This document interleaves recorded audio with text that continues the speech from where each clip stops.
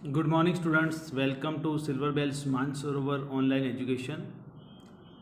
Today, we are going to discuss about direct indirect speech part 3. મિત્રો direct indirect સ્પીચની દરેક માહિતી આપણે આગળના બંને વિડીયોમાં મેળવી છે. તેની રચના શું હોય છે, અસર્ટિવ સેન્ટેન્સ એટલે હકાર વિધાન,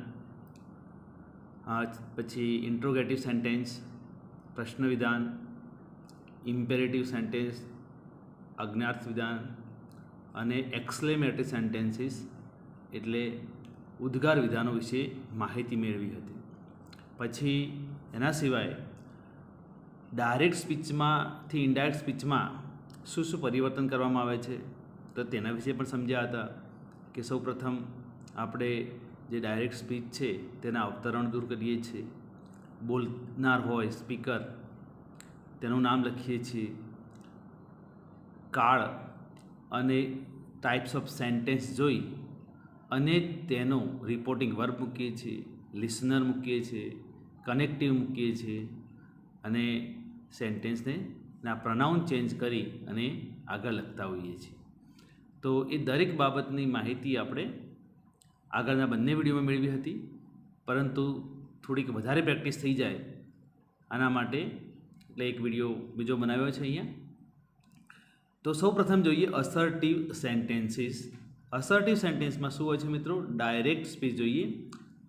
Rahim said I head done my work. એટલે રહીમે કહ્યું હતું કે હું મારું કામ છે એ પૂરું કરી નાખ્યું હતું. બરાબર છે, પૂર્ણ ભૂતકાળ છે, હેડ પ્લસ V3. બરાબર. હવે જ્યારે તમે ઇનડાયરેક્ટ સ્પીચ બનાવો છો તો બોલનારને લખીએ છીએ. રહીમ પછી રિપોર્ટિંગ વર્બ સેડ છે. બરાબર, તો અહીં સેડનું સેડ મૂકીએ છીએ. સેડ ટુ હોય તો ટોલ્ડ કરતા હોઈએ, પરંતુ અહીંયા સેડ છે માટે સેડ રાખ્યું. Rahim said that. હવે રહીમ પોતે બોલ્યો હતો એટલે વાપર્યું હતું. આપણે રહીમનો ઉલ્લેખ કરીએ છીએ માટે રહીમનું સર્વનામ હી આવે. તો આપણે શું મૂક્યું? હી હેડ ડન હિઝ વર્ક. હવે તમને ખબર છે મિત્રો કે પૂર્ણ ભૂતકાળ હોય તો જ્યારે ડાયરેક્ટ સ્પીચમાં પૂર્ણ ભૂતકાળ હોય તો ઇનડાયરેક્ટ સ્પીચ બનાવો છો ત્યારે પૂર્ણ ભૂતકાળ જ રહે છે, એમાં કોઈ પરિવર્તન આવતું નથી. તેના વિશે આપણે માહિતી મેળવી હતી. માત્ર અહીં એક સર્વનામનો બદલાવ થાય છે. ડાયરેક્ટ સ્પીચમાં આઈ હતું, રહીમે પોતાના માટે વાત કરી હતી, એને વાત કહી હતી એટલે એને આઈ વાપરેલું હતું, પરંતુ આપણે રહીમ વિશે વાત કહીએ છીએ માટે આઈની જગ્યાએ હી મૂક્યું. બીજું સેન્ટેન્સ જોઈએ મિત્રો. Rahim said to me I can not help you in your work. તો ફરીથી બોલનાર રહીમ છે. રહીમ ટોલ્ડ મી, સાંભળનાર હું છું. ઓકે, અને સેડ ટુ માટે ટોલ્ડ થયું એનું રિપોર્ટિંગ વર્બ, ખાસ ધ્યાન રાખજો. રહીમ ટોલ્ડ મી પછી કનેક્ટિવ આવે છે ધેટ. અસર્ટિવ સેન્ટેન્સના કનેક્ટિવ ધેટ છે. ધેટ હી કેમ આવ્યું? રહીમ માટે. He could not help me. હવે કેનનું ભૂતકાળ કોઈ પણ મોડલ ઓક્ઝરી છે તો તેનું ભૂતકાળ જે છે આપણે કરવાનું છે એ નિયમમાં આપણે સમજ્યા હતા. તો કેન નોટનું શું થયું? Could not help me in my work. હવે આગળ જો ડાયરેક્ટમાં યોર હતું, પરંતુ તેનું યોરનું આપણે સર્વનામ બદલીને માય કરવું પડે. એ મને કોઈ હેલ્પ કરી શકે એમ નથી, અથવા ભૂતકાળ છે એટલે કે એને કહ્યું હતું કે એ મને હેલ્પ કરી શકે એમ હતો નહીં. હવે આગળનું સેન્ટેન્સ જોઈએ મિત્રો. Direct. The thief said I am innocent. ચોરે કહ્યું હું નિર્દોષ છું. બરાબર, કહ્યું હતું, ભૂતકાળ સમજવાનું અહીંયા. The thief said that he was innocent. Okay, તો કાળ બદલાવ થયો, આઈની જગ્યાએ હી થયું, કારણ કે થીપ એટલે પુરુષ સમજવામાં આવે છે અહીંયા.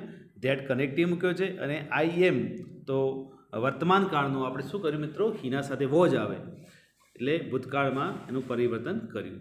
તો મને આશા છે કે તમને અસર્ટિવ સેન્ટેન્સમાં જે ચેન્જીસ કરવામાં આવે છે એ ખ્યાલ આવી ગયો હશે. જો કદાચ ખબર ના પડે તો તમે મેસેજ ફોન કરી શકો છો મિત્રો.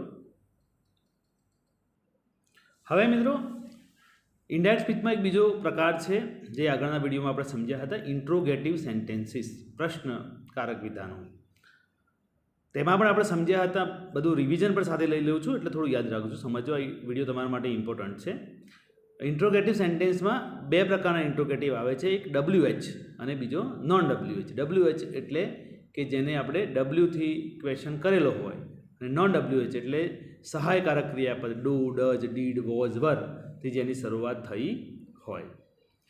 હવે જોઈએ, she said to me are you unwell. તો બોલનાર સી છે, સાંભળનાર હું છું, અને એને પ્રશ્ન પૂછ્યો છે, શું તમે અનવેલ છો, તમે ફિટ નથી, તબિયત સારી નથી, ઇન શોર્ટ. તો બોલનાર સી એટલે સી મૂક્યો. આસ્ક્ડ એમ કેમ આવ્યું? કારણ કે પ્રશ્ન વિધાનમાં રિપોર્ટિંગ વર્બ શું આવે છે મિત્રો? આસ્ક્ડ આવે છે. વિધાન હોય અસર્ટિવ સેન્ટેન્સમાં આપણે સેડ મૂકીએ, ટોલ્ડ મૂકીએ છીએ, અને અહીં આસ્ક્ડ આવે છે. ઓકે, તો સી આસ્ક્ડ મી, સાંભળનાર હું છું, ઇફ આઈ વોઝ અનવેલ. હવે જો ઇફ કેમ આવ્યું? કારણ કે ઇન્ટ્રોગેટિવ સેન્ટેન્સમાં નોન WH હોય તો ઇફ કાં તો વેધર આપણે મૂકીએ છીએ એઝ અ કનેક્ટિવ. જેમ વિધાન વાક્યમાં ધેટ મૂકીએ છીએ તેમ અહીં નોન WH હોય તો આપણે ઇફ મૂકીએ છીએ. પછી મને પૂછ્યું હતું એટલે હું એનો આન્સર આપીશ આઈ. ઓકે, મીનું શું થયું? આઈ. પછી આઈ સાથે શું આવે? ભૂતકાળ. પેલો જો ડાયરેક્ટમાં વર્તમાન છે તો ઇનડાયરેક્ટમાં આપણે ભૂતકાળ કરતા હોઈએ છીએ, તો આઈ સાથે વોજ આવે, અને અનવેલ એ પ્રમાણે છે. મિત્રો બીજું ખાસ, ઇન્ટ્રોગેટિવ સેન્ટેન્સમાં એનું ક્વેશ્ચન માર્ક છે એ જ્યારે ઇનડાયરેક્ટ સ્પીચ કરો છો ત્યારે તમારે બદલી નાખવું પડે, એનું સ્ટ્રક્ચર પણ બદલી નાખવું પડે. ઓકે, પછી આઈ વોઝ અનવેલ વિધાન બનાવી નાખ્યું. તેના પછી મિત્રો, I said to him were you present at the meeting yesterday.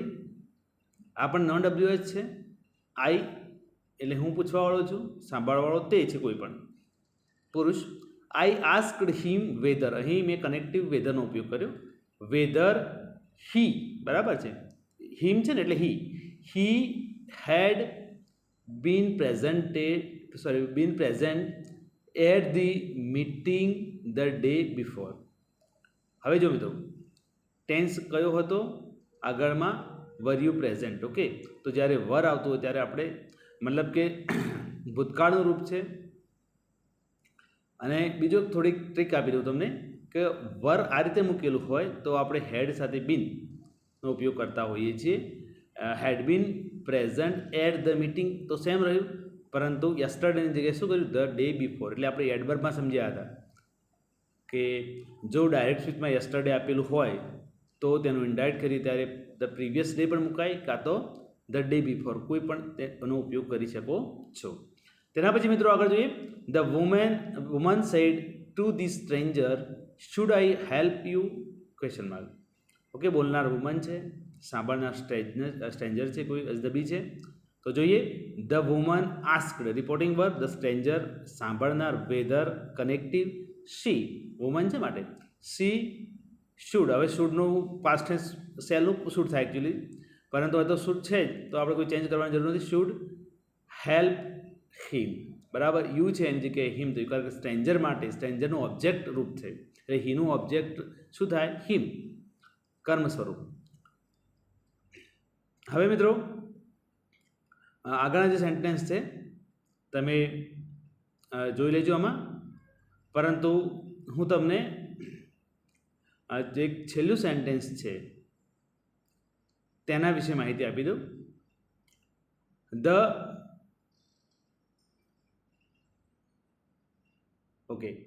જજ said to the lawyer, have you anything to say on behalf of the accused. તો બોલનાર જજ છે, ask reporting verb, the lawyer listener, if, બરાબર છે. He had anything to say, lawyer માટે એટલે he આવ્યું, to say on behalf of the accused. Okay, તો આ રીતે જે સેન્ટેન્સ છે એ તમે બનાવી શકો છો. મિત્રો છેલ્લું સેન્ટેન્સ WH છે એટલે આપણે જોઈ લઈએ. The wolf said to the lambs, why are you all sad.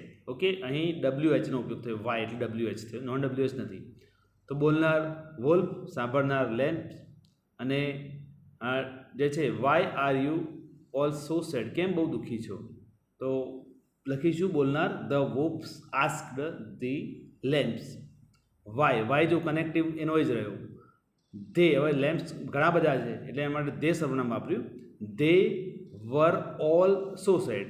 બરાબર, આરનું વર થયું અને ઓલ સો સેડ. ઓકે, યુનું ધે કરી નાખ્યું અને આ સેન્ટેન્સ એને ઇનડાયરેક્ટમાં પરિવર્તિત કર્યું છે. તો આ પ્રમાણે ઇન્ટ્રોગેટિવ સેન્ટેન્સ તમારે તમારી આજે નોટબુકમાં, જે ગ્રામરની નોટબુકમાં લખતા રહેવાનું છે.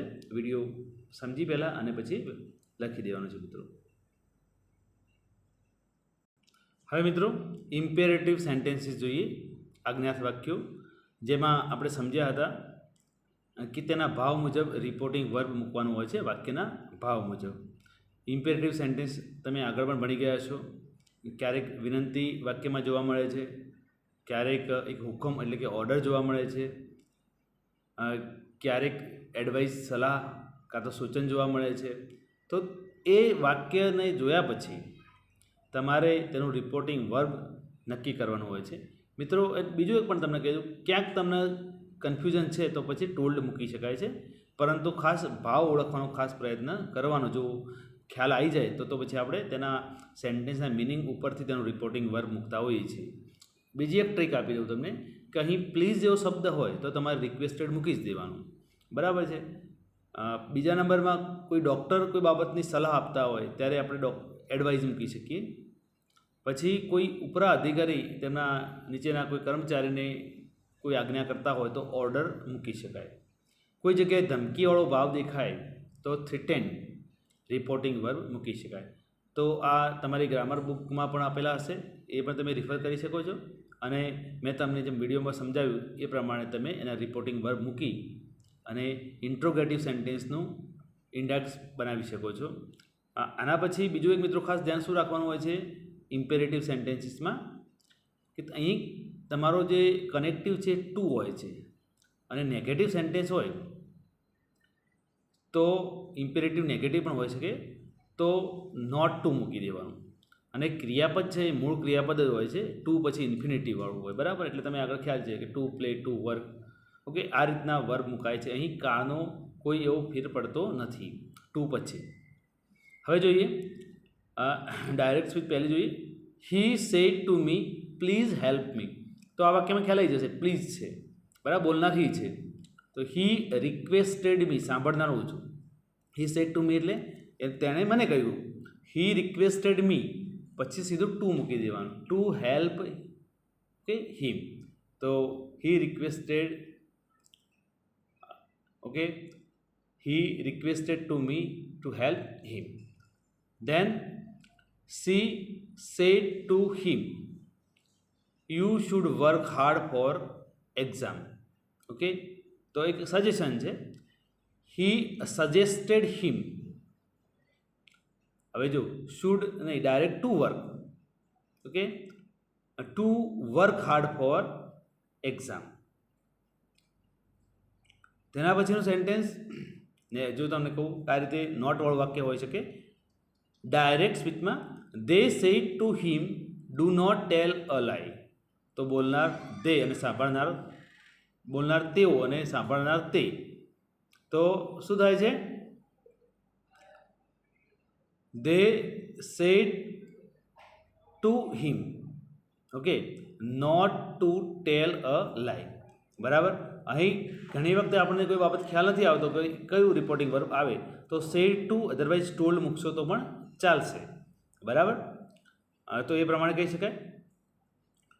હવે આગળનું સેન્ટેન્સ જે છે તે he said open the door. તો ઓર્ડર, કારણ કે પ્લીઝ જેવું જ છે ને, he ordered to open the door. તેના પછીનું sentence the teacher said to student do not waste time. બરાબર, એડવાઇસ પણ આપી છે નહીં, એવું જરૂર નહીં ડૉક્ટર જે એડવાઇસ આપી છે, સલાહ કોઈ પણ આપી શકે, આપણા એલ્ડર પણ આપી શકે. તો એ પ્રમાણે રિપોર્ટિંગ વર્બ મૂકશો તો તમારા માર્ક્સમાં કોઈ ફેરફાર થશે નહીં મિત્રો, બહુ એનું ટેન્શન લેવાનું નહીં. The teacher advise the student not to waste time. પરંતુ ખાસ જો ડુ નોટ છે ને એનું શું થયું? Not to. કારણ કે ડુ નોટ એ સાદો વર્તમાન કાળ છે અને સાદા વર્તમાન કાળમાં ડુ નોટનો યુઝ થતો હોય છે. બરાબર છે. તો ડુ નીકળી જાય કારણ કે નેગેટિવ સેન્ટેન્સ છે એટલે ડુનો ઉપયોગ ડાયરેક્ટમાં થયો છે, પરંતુ અહીં આપણે ડુ ડઝ એવું નીકાળી એની જગ્યાએ નોટ ટુ વેસ્ટ ટાઈમ કરવું પડે.